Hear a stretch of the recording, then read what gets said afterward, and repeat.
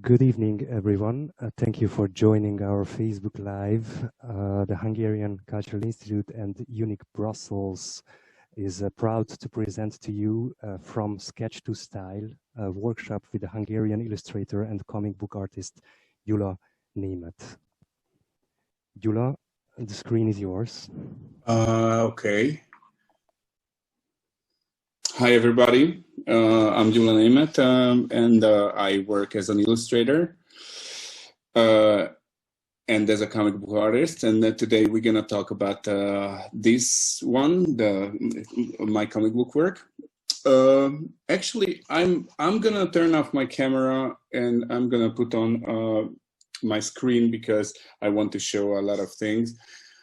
Let's start with this. If I stutter a bit and if my English is not perfect or it just goes away completely, just go easy on me. This is my first online demonstration like this. So I try to put on my screen. Yeah, I think it's visible now, right? Okay, I hope so. Csaba, is it visible?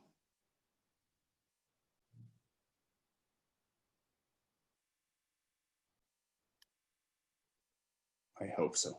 It's okay. Little technical glitches here and there. So first, I really wanted to talk a bit about my work in general. My background is in graphic design. I was working as a graphic designer for like 15 years, and but I always wanted to draw, and I always loved to draw. So I always had this thing in the back of my mind that I really want to switch to traditional illustration.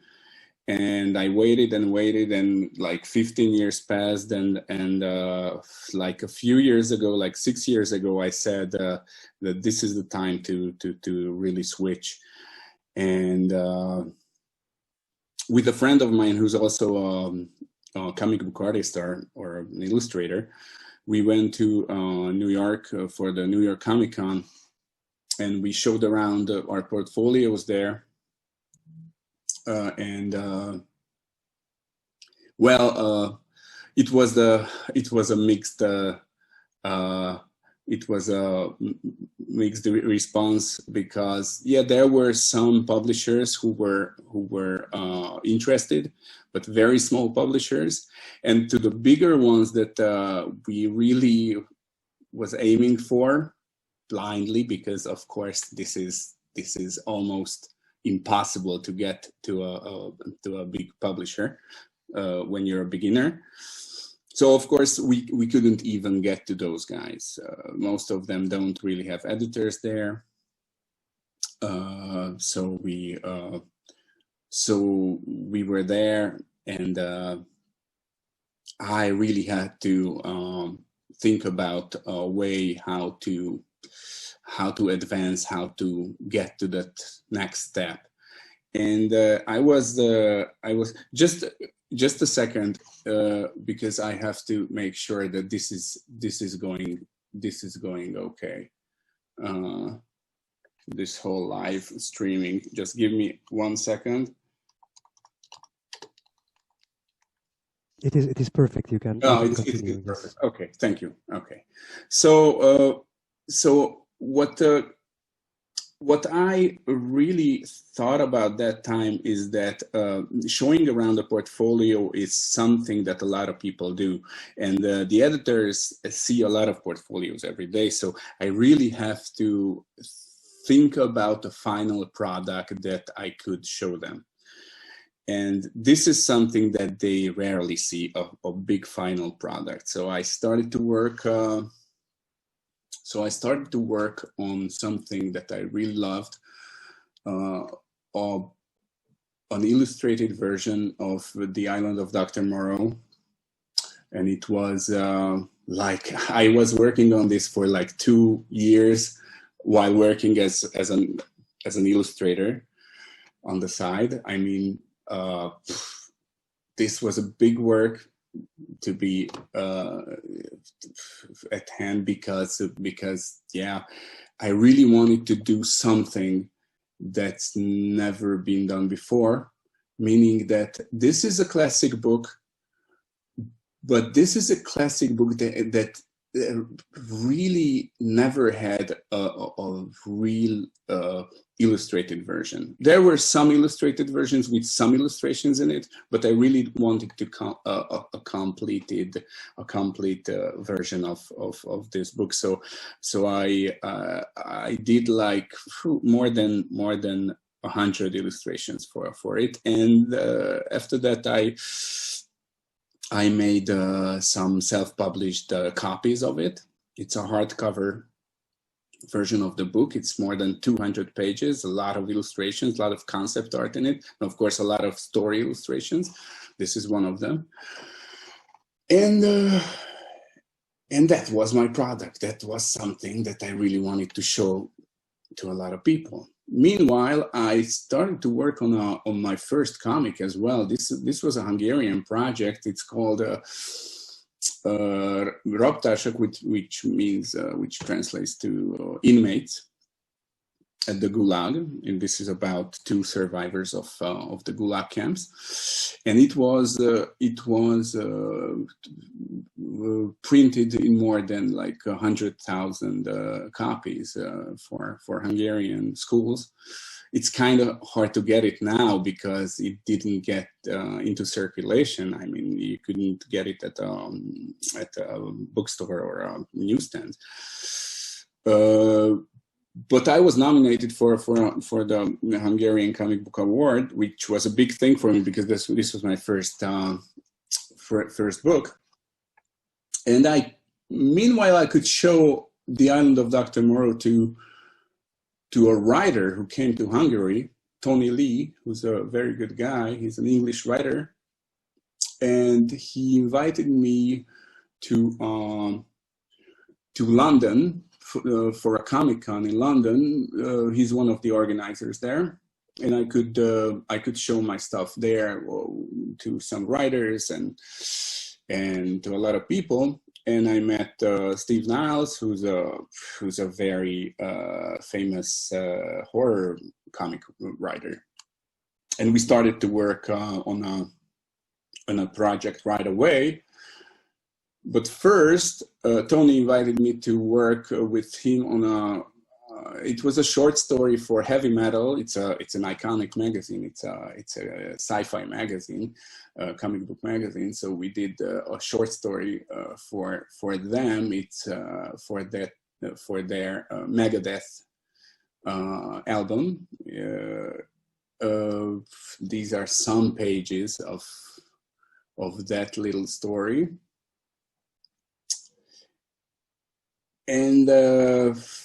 And after that, I started to work on Steve on a project that really didn't get off first because we couldn't really find a publisher.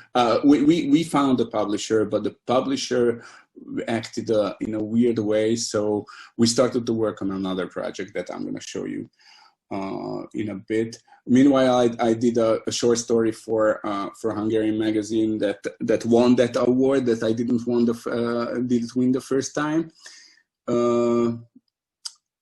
and I started to work on Criminal Macabre with Steve, which is one of Dark Horse Comics like classic horror series.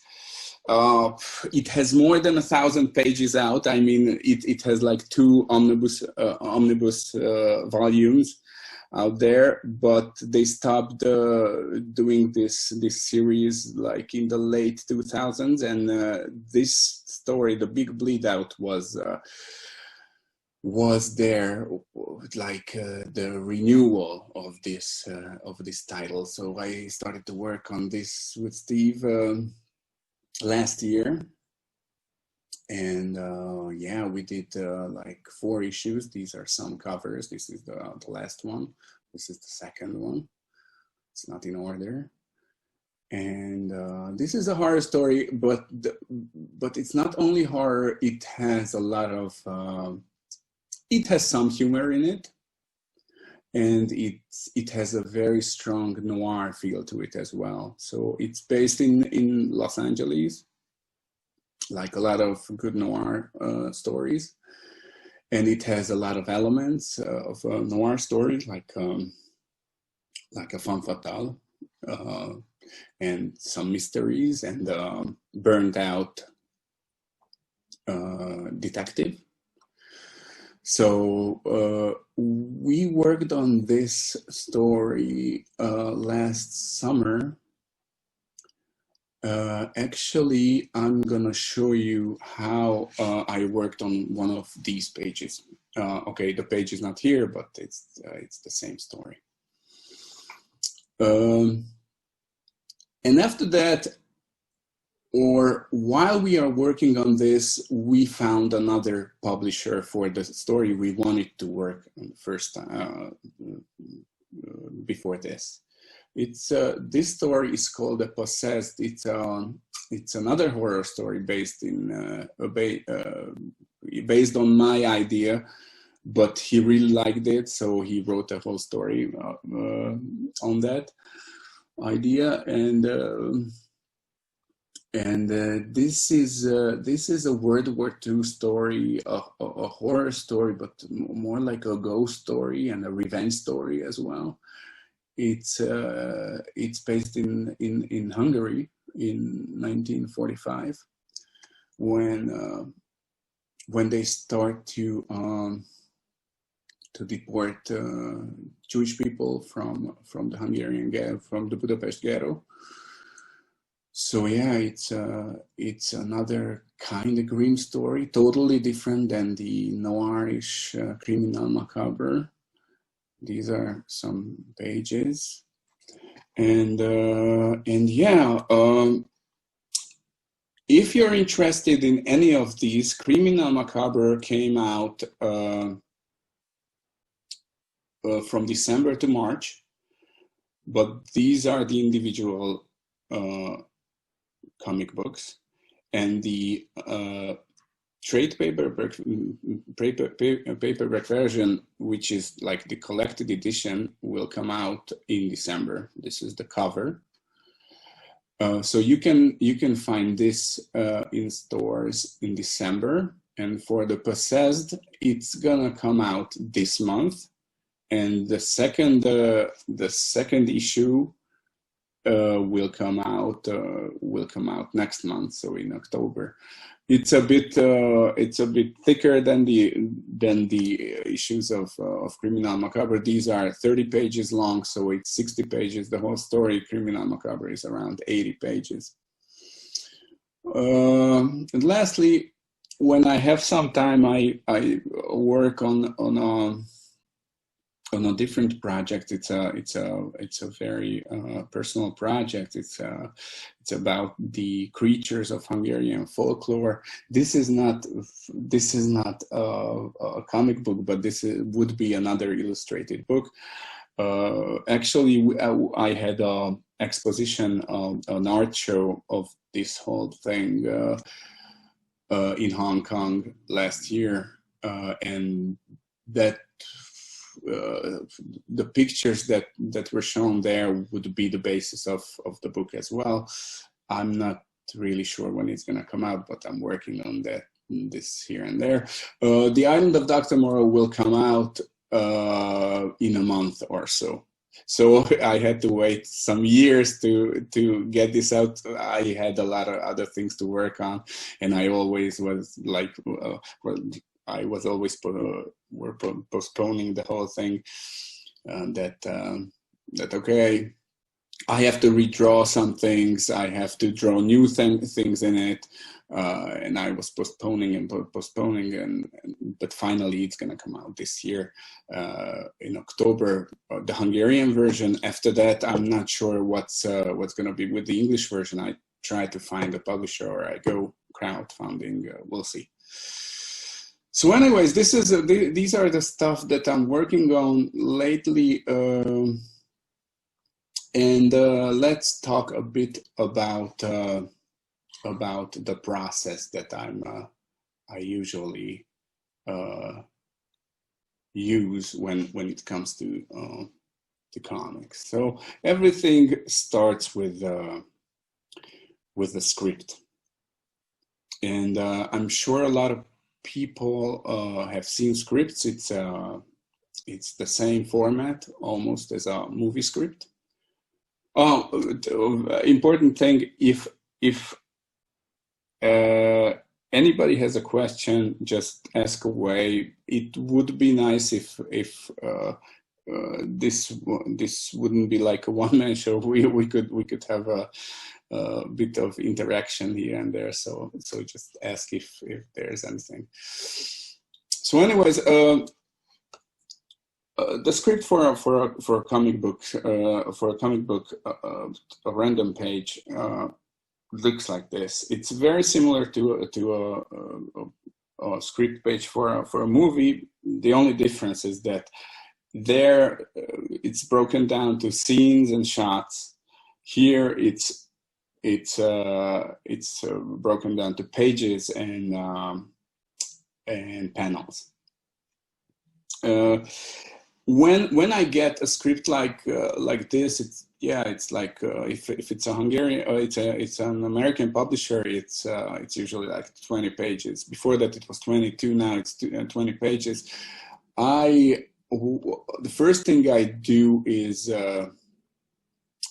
do like a little mock-up for myself. It doesn't look like this. These are more like finished versions of the pages. But if you look at page 8 or 9, or 8 and 9, you can see that there are like very, very small scribbles there.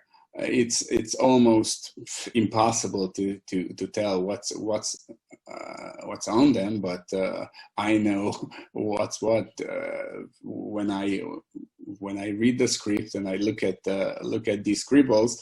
I immediately remember, okay, there's the face. Okay, I know they are coming towards a gate and stuff like that. So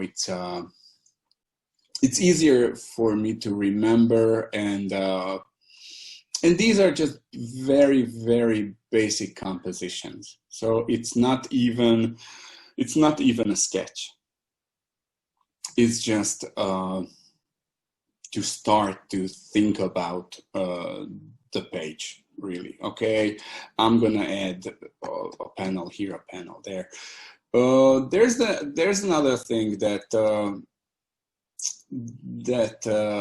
interesting, that although it's broken down to panels, the script page, you don't really have to take it too seriously, in a way that if you think that an extra panel here or there, or even 2 extra panels are really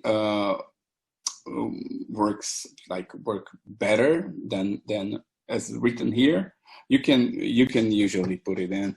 I have never heard of anybody who didn't really like it. I mean, writers.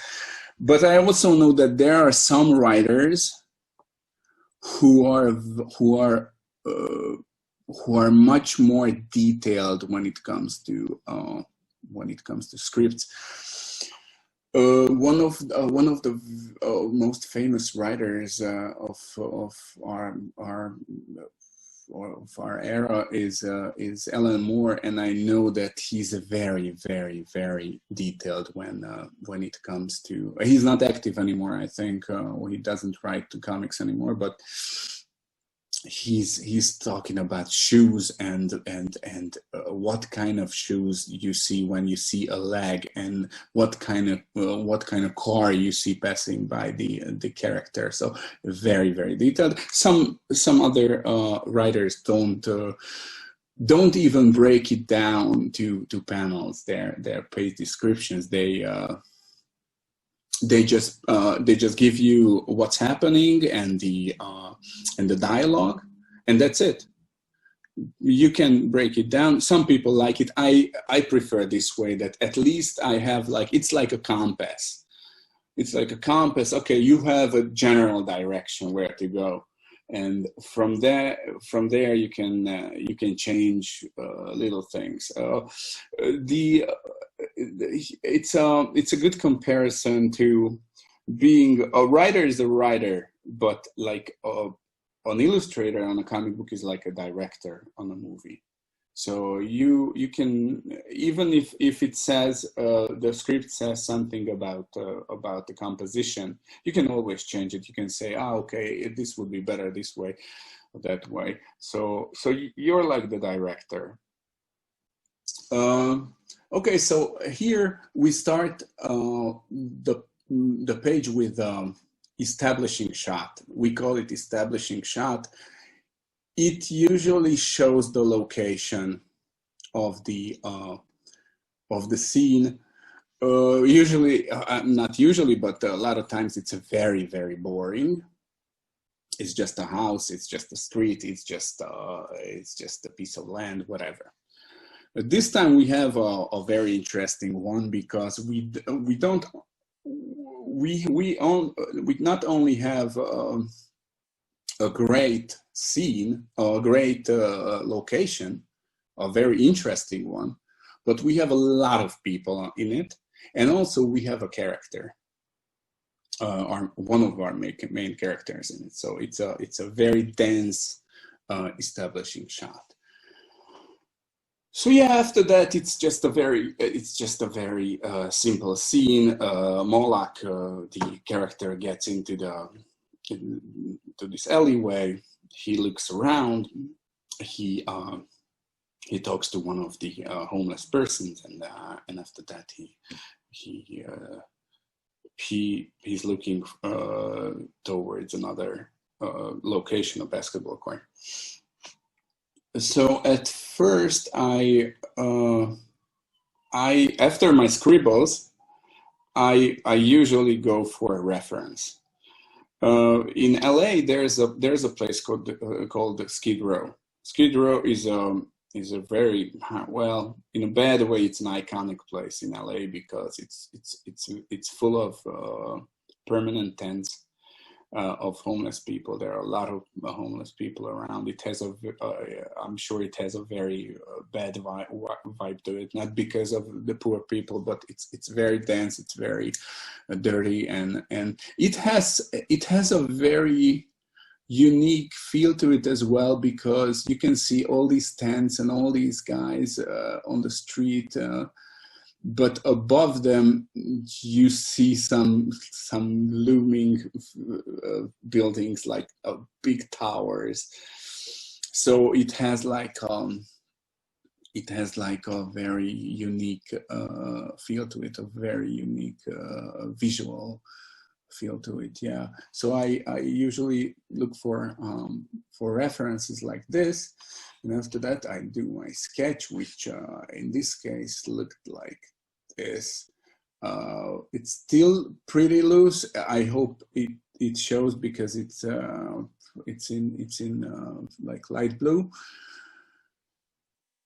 and but I try to be, well, usually I'm not a very detailed here, because I work digitally, but try to put enough detail for the second phase. So this is my sketch. As you see, this is the establishing shot. After that, we see a bit more detail about the location, we see one panel on the bottom about the conversation, which is a short one, and after that we have a portrait of our character, who is not human. He's he's like a Google, he's like a zombie, but he lives like a man. He's in this universe, in this story, all kinds of monsters and vampires and humans live together, and not everybody is bad. He's a detective. He's the friend of our main character, who's a human. But anyways, this is the first shot in the bottom middle panel, that we see that he's not a human, because this is where we see the red eyes, for example, and this is our first close-up on the guy, and then we see the basketball court that he's looking at. So this is the sketch phase, and after that I go for the drawing, which looks like this, with much more detail, and I try to finalize the characters here. And sometimes I work together with the colors. I mean, I do the colors myself. A lot of artists do only line work, and there's a colorist working with them.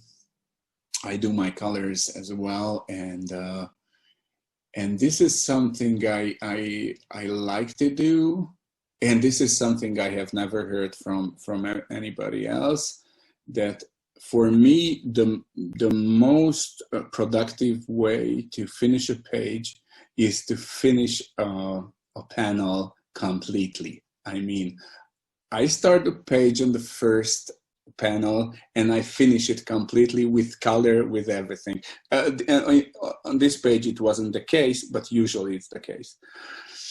So I finish everything completely, then I move to the second one, then the third one, etc. So so this is something that's completely the opposite of the usual comic book work that I have heard from other artists, that they sketch out the whole book, then they draw the whole book, then they color the whole book. So they are doing like big phases. For me, it doesn't really work. It's much easier like this, that firstly I finish one panel, then a second panel, and like that. As for colors, I tend to try to be organic looking. It means that it looks a bit like watercolor, but yeah, it's just the usual Photoshop thing. I work in Photoshop, so it's not real watercolor. I hope I'll be able to try it in the future. Yeah, so this is the final page. This whole page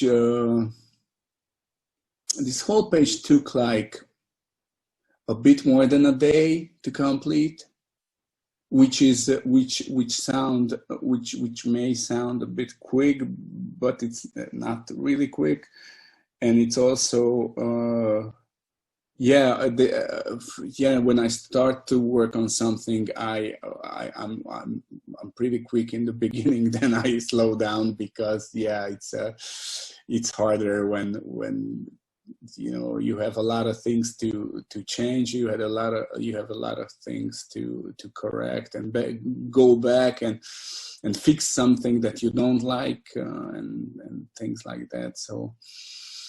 So yeah, it's important to have some speed.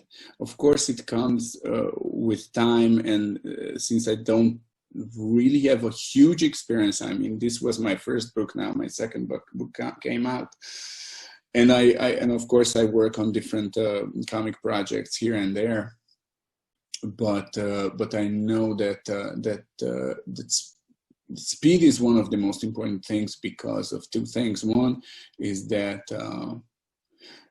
you can manage your time much better if you know that, okay, you're gonna finish a whole page in 1 day or 1.5 days. You can plan much better than if you don't really know. Okay, it takes 3 days, maybe 4 days. Okay, we'll see. So you can manage your time. You can manage your different projects much better if you have some speed.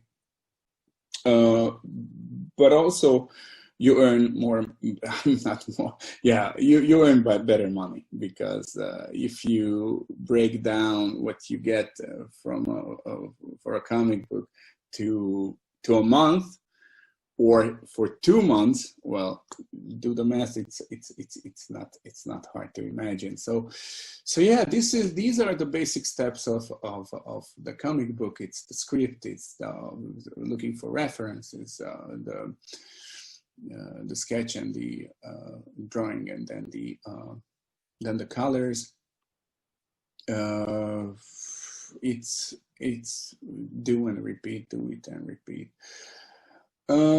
I also wanted to say a few words about characters and designing characters, because that's a must when you work in comics. And in this case, this was my character sheet for Moloch, this character that appears on the first page as well.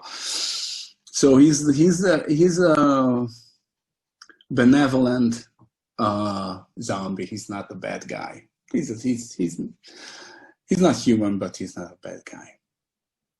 So I did some sketches. He looked very different when the first issues came out in the 2000s at Dark Horse, and several illustrators worked on this title, and every illustrator drew Moloch in a different way. Mine is totally different than every other versions, but that's normal. I tried to make him a bit like a bit older, maybe, and with I don't know, like some kind of gentleman in a way. Yeah, I was thinking about some colors. Yeah, it's this greenish color, and what kind of like thin hair he has, and what even how he uses his belt. That he uses his belt very high for his trousers. So yeah, these could be very helpful as you work on the pages, because you can come back to these and use these as references all the way. For a guy like this, for a character like this, it's not a big problem, because he's very characteristic. He has a very small, short nose. Yeah, he doesn't have you can't really see his teeth a lot of times. He has these red eyes, so it's easy. But for a human character, it's very, very useful, because you have to be consistent of the character. You have to draw the same character over and over and over again, with different angles and different situations, and he can't change really. So this is Cal, the other character in the book. When Moloch finds him on the street, he's like a bum. There's like a homeless version of him, but yeah, he's a kind of guy that could yeah, if I don't really check back often, and I draw a bigger nose to him, or a thinner mouth, or a different style of hair, he could look very, very different all of a sudden. So yeah, it's very, very useful. Thick eyebrows, some baggy eyes. Yeah. So these are other characters and like creature. There's a creature in it. There's the femme fatale, the vampire woman, Victoria. Yeah, some colors here as well. What kind of colors I want to use for her. And I use the same method for every project. This is a different project I was working on. Another comic I was doing. This is one of my own stories about. It's another horror story, but it's based in during the Vietnam War. She's a Viet Cong girl. Yeah, another one. This is another story I was starting to do. This is the same Vietnam story, the American soldier. Yeah, these are character studies for the Island of Doctor Moreau. We can see a transformation here. It's another story. It's like it's a historical story. So it's very these character studies come first, even before you get the script. If you know the characters, you can do some sketches and you can go back every time to be consistent. It's very important again. So yeah, we were talking about with the organizers that we could do like a little live sketching as well. And since we were talking about character studies and character design, I was thinking about doing like a sketch of a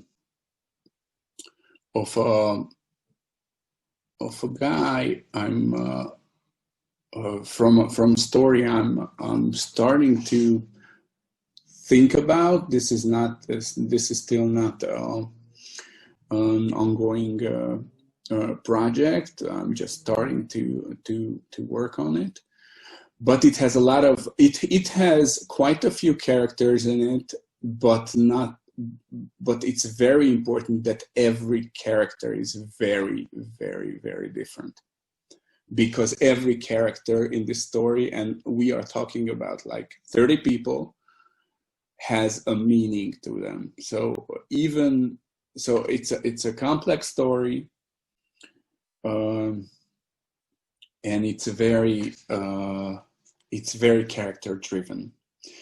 So this character I'm gonna sketch out now is a positive character. He's a sailor. He's a sailor, and he's a very kind guy, but he's a tough guy as well. He has a very good relationship with women, and because he's very kind, and he knows a lot about flowers and plants. About the whole character, we know, I mean, the look of the character, we know that he's a rugged guy. Sorry if it's very rare that I speak and draw at the same time. So we know that this guy can have some tattoos, and also he's half English and half Caribbean, so he's half black, half white.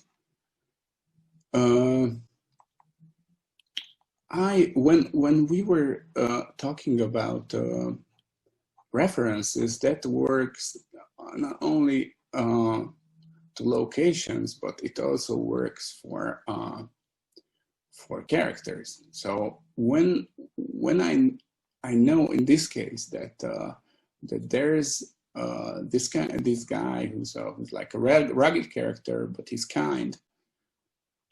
in his own way, and he's half black. I look for some actors maybe who could be like references for my character. In this case, I didn't look for one, but we can. When I think about, I'm not sure, Don Cheadle. I can imagine this guy as Don Cheadle, but yeah, he will be a bit different because he's stronger. I will draw him stronger. Don Cheadle is a smaller, wiry guy. Yeah, so it's the easiest way to start is with the head. He has some kind of shirt on him. It's it's gonna be like a dirty white shirt. He's a sailor. He's working on this shirt, and yeah.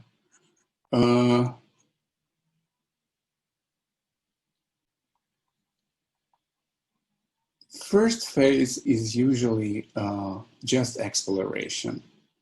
That means that I do, this is usually for myself only, just to do some versions of the same character. Which one I like the best? Of course, if you have to draw a guy lots of times, it has to be fun in a way.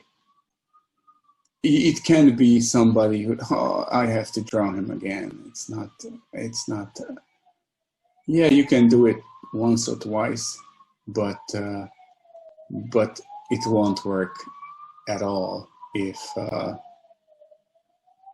you have to draw him, I don't know, 80 times, 100 times, whatever. So it has to be fun. It has to be somebody who's in a way sympathetic for you,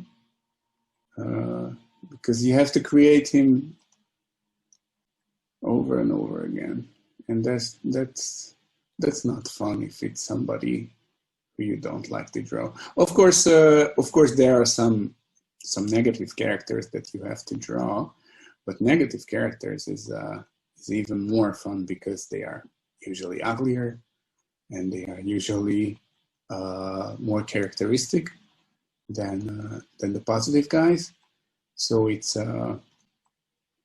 so there's a different kind of joy there. But yeah. So in this case, I try to be like loose, because it doesn't really matter if the drawing is that good. I just have to get like a character that I feel that conveys that kind of attitude that I can imagine for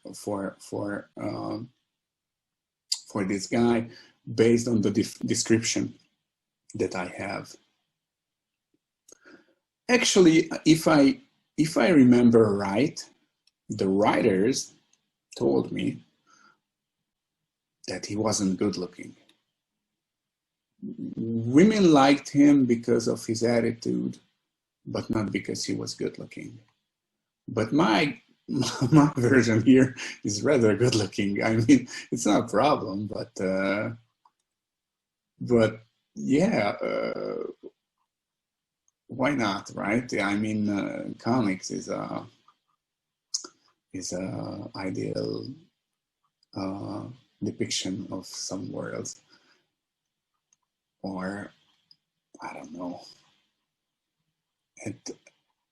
At the most, this is, you know, maybe this is a version, a nicer version of him.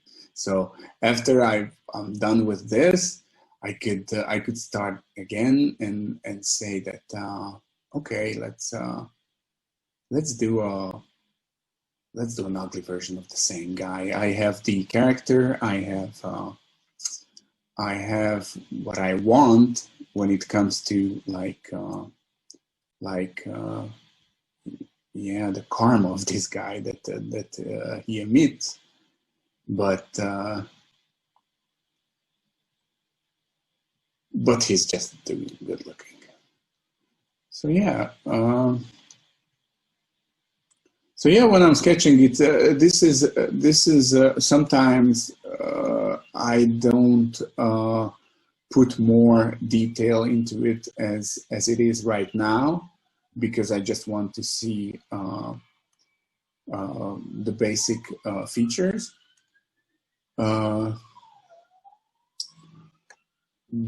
But sometimes it just feels good to draw and draw and draw and make a detailed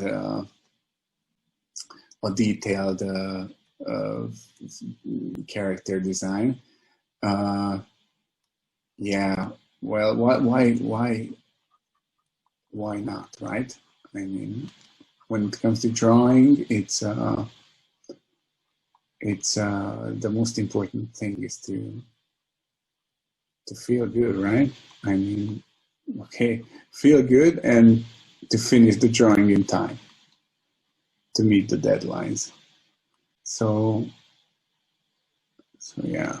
So he has some kind of sideburn here, as the story takes place in the 1800s, where sideburns were very, very, very common and very in fashion.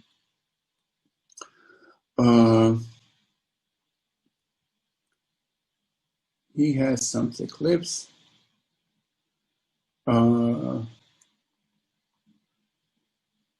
He can have like to put. I really love to draw broken noses. I mean, every broken nose gives more character to that person than it is without the broken nose. So almost all of my my male characters have broken noses at some degree, which is funny because you don't really see broken noses in real life, but yeah, comic book is not real life. So yeah, this is more or less where I'm going with this guy. The other thing I always do is thick eyebrows.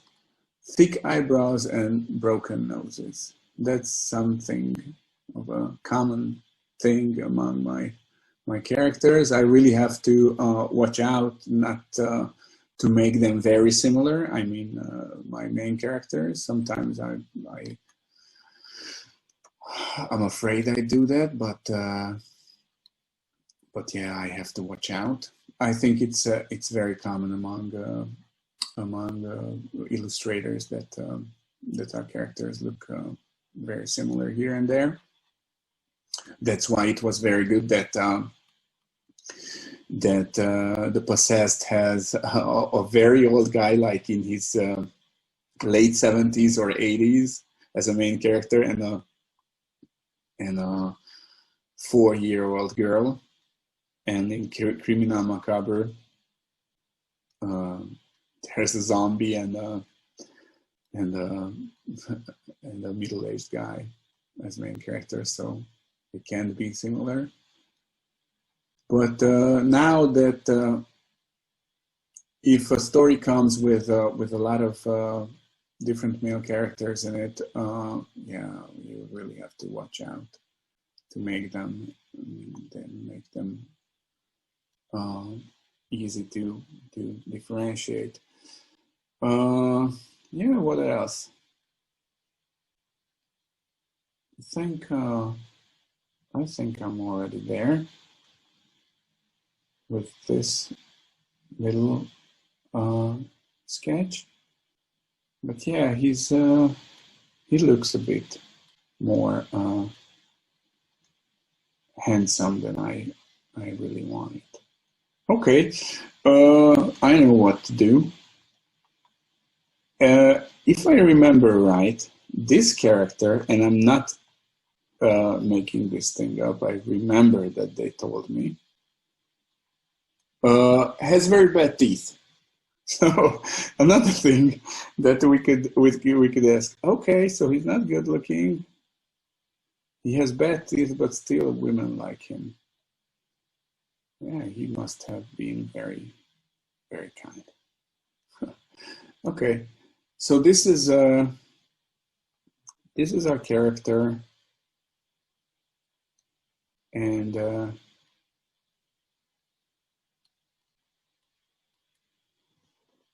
for a second version, we can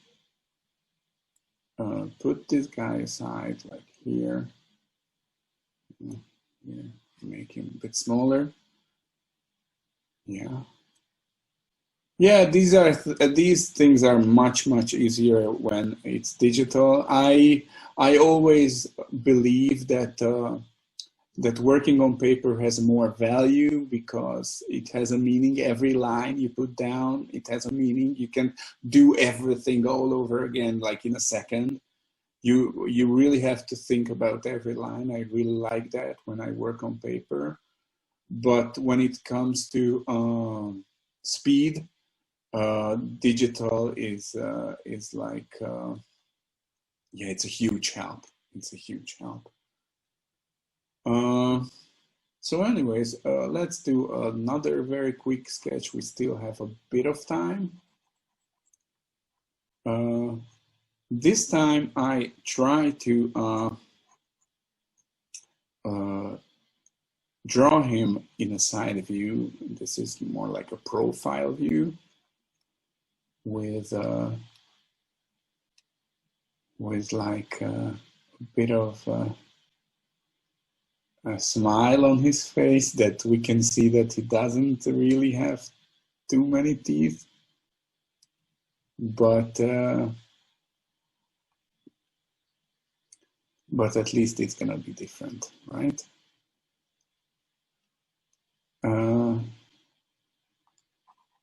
Yeah, when I don't draw the whole head first, I just put on some lines for the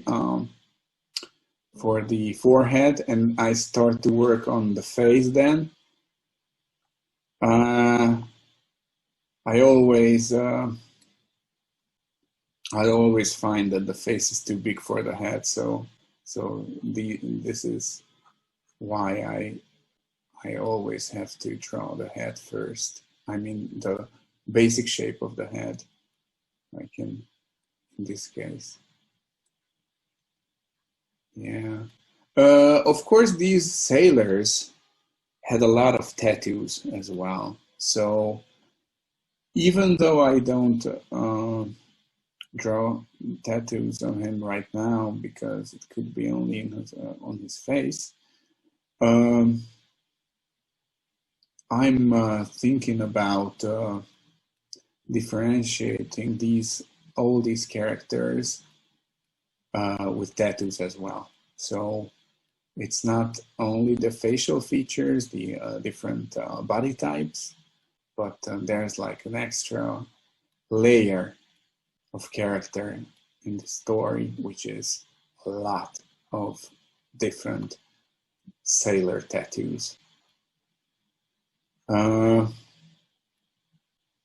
Yeah, so again, I really want to go with the sideburn again. I use the same sideburn as in the first version, but this time he has like shorter hair. Maybe he has bulgier eyes, maybe.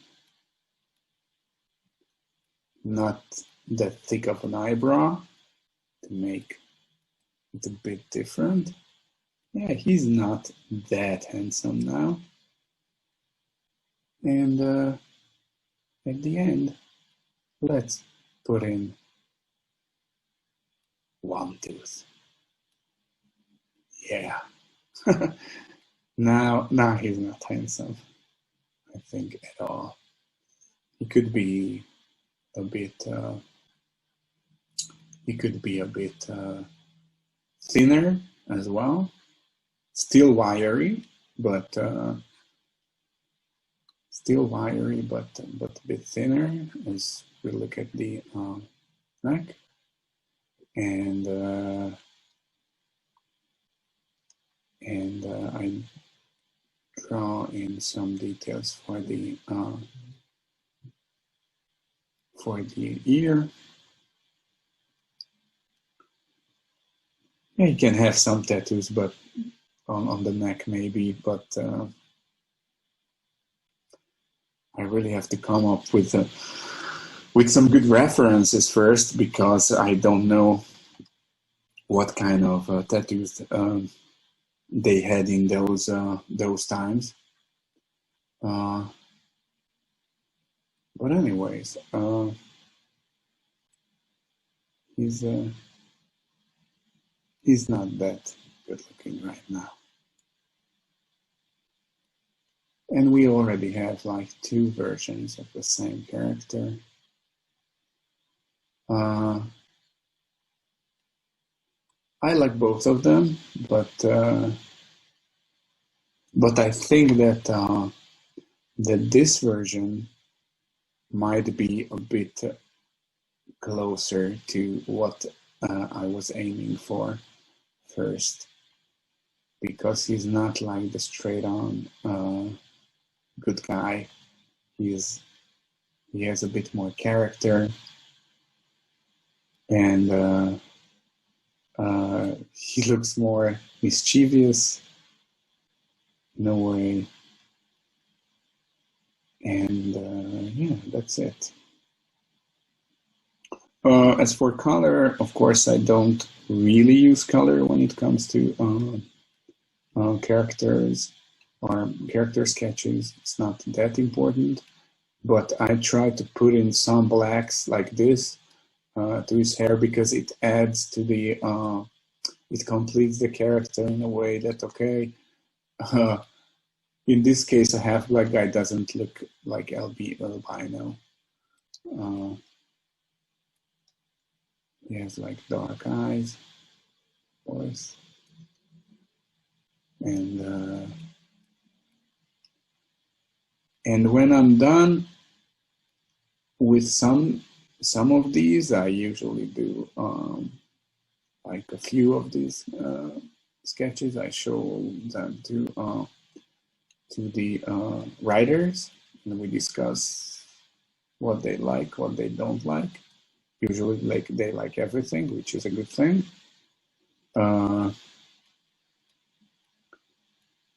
But yeah, it's important to discuss the details, because everybody has to be very comfortable about the whole process. If somebody doesn't really feel that that the project is going their way, I guess everything can turn bad very quickly. I give it a bit of outline.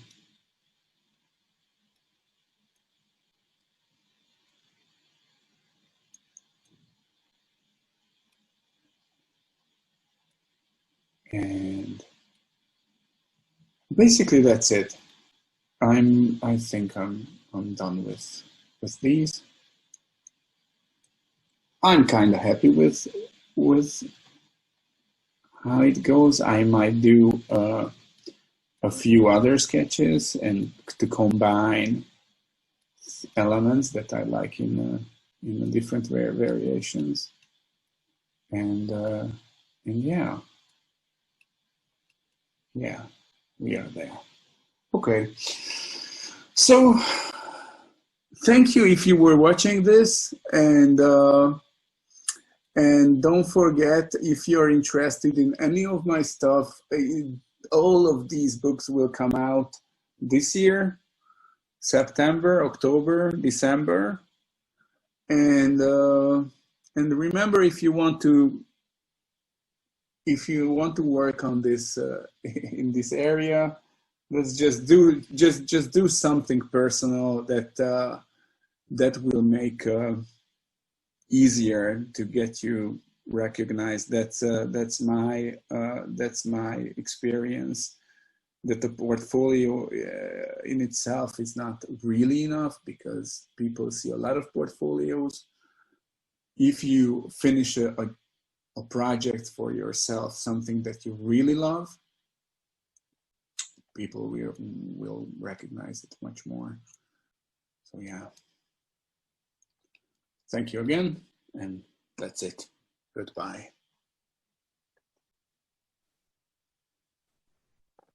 Thank you, Gyula, and thank you everyone for joining us and watching this workshop with the Hungarian illustrator Gyula Németh.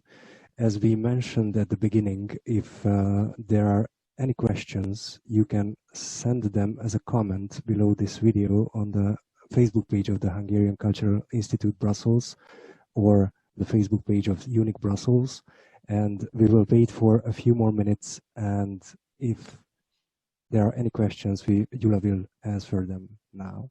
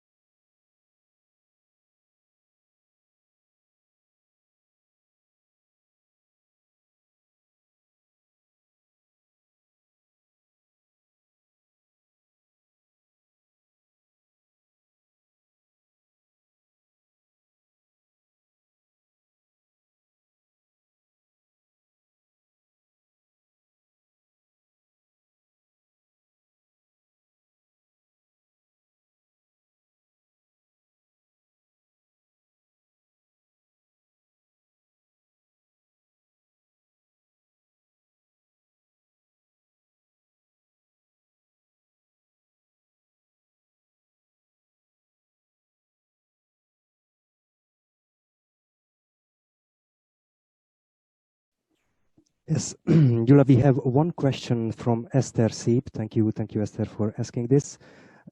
She is wondering why do you want to paint with real paint, as you mentioned during the workshop, and what do you want to paint with it? No, actually, do you hear me? Yes, yes, we do. Okay. So now I was thinking about as painting as. And, if I may ask you to switch on your camera, that for people to see you. Oh, okay, it's pretty dark here, but I'm gonna put on the camera.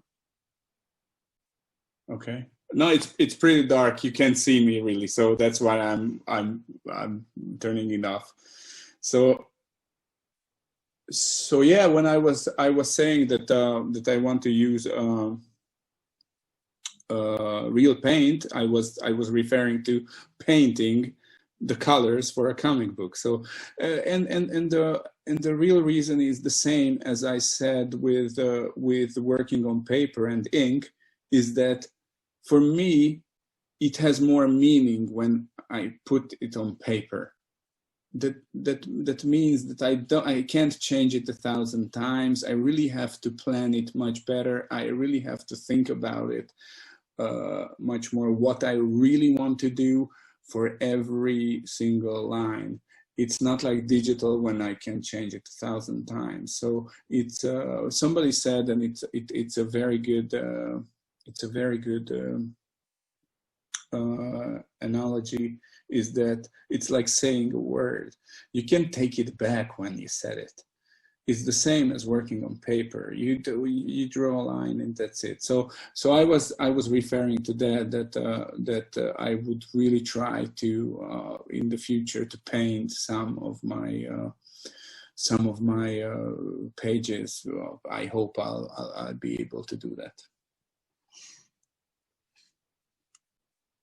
Gyula, thank you everyone for watching and for being with us on behalf of the Hungarian Cultural Institute in Brussels and EUNIC Brussels. We hope you enjoyed the workshop and have a nice evening.